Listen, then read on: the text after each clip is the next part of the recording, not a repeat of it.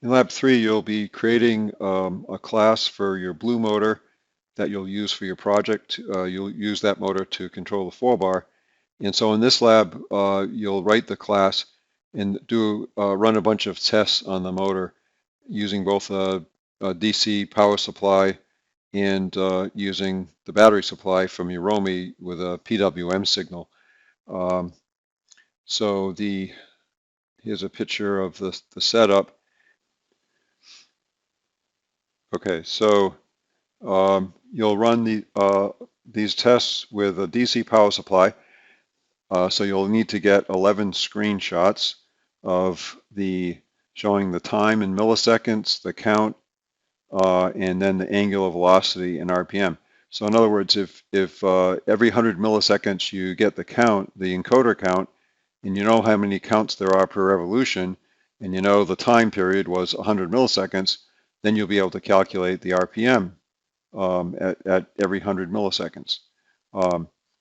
For the 4.5 volt DC load supply, you'll get the RPM with no load, and then you'll hang around 40 grams on off that drum and around 80 grams, and then repeat the same thing at 6.75 volts and 9 volts, except at 9 volts you'll also do in 6.75 volts you'll also do 120 grams, and there's 120 grams at 9 volts as well. Okay, and then so for this test, you use the Romy to read the encoders, but not to power the motor. The motor is being powered by the DC power supply. Okay, whereas in this test, it's being supplied by the battery power from the Romy.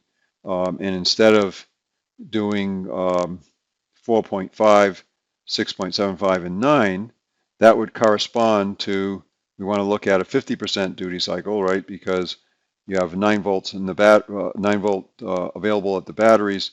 So a 50% duty cycle, you want to see if that mimics the 4.5 volt. 75% should be, you want to see how that compares to just a steady 6.75 volts. And then of course 100%. So you'll end up with you'll end up with 11 screenshots for each of these 11 tests right here. And let me just show you what that might look like. So that might look like something like this, right? Where you have the time, this is the time in milliseconds, and you can see that it prints out every 100 milliseconds here. So this is the time in millisecond. These are the counts, and then you can you write the program to calculate the RPM.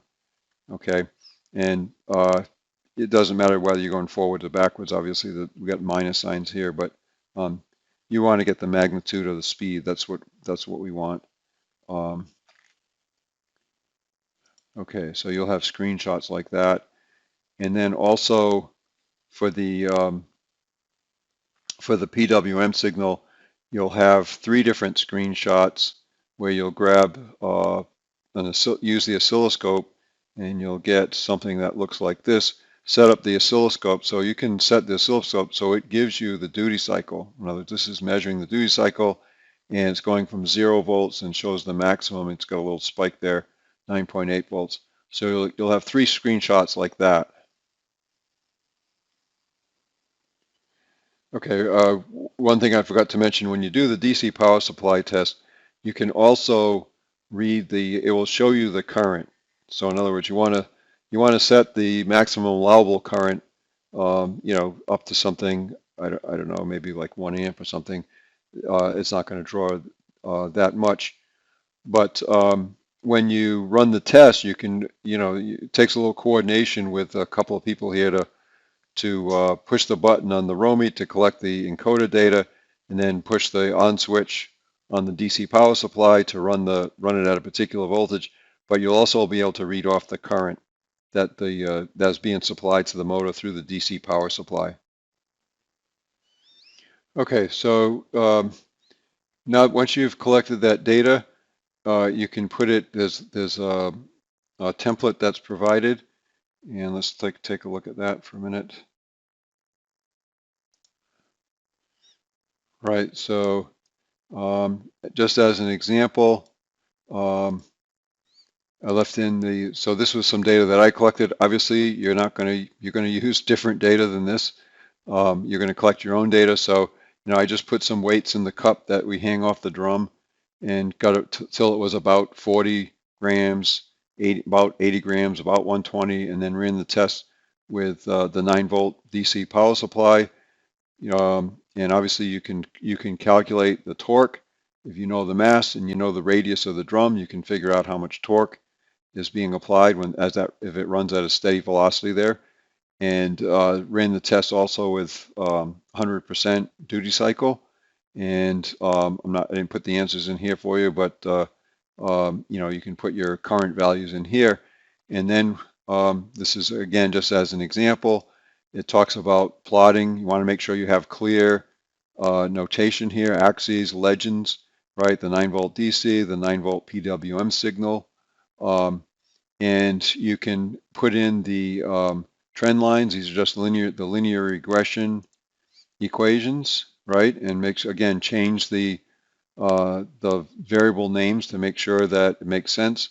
And then, of course, you're also asked to find the stall torque, the theoretical stall torque. If you have this equation for speed, well, when it's stalled, the speed is 0.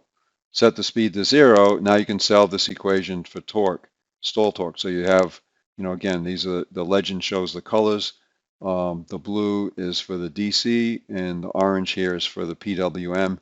And so you'll be able to compare those. So that's just an example. You have this, obviously, again, you got to put your own numbers in here. And then you can just have some tables and some plots ready to go here.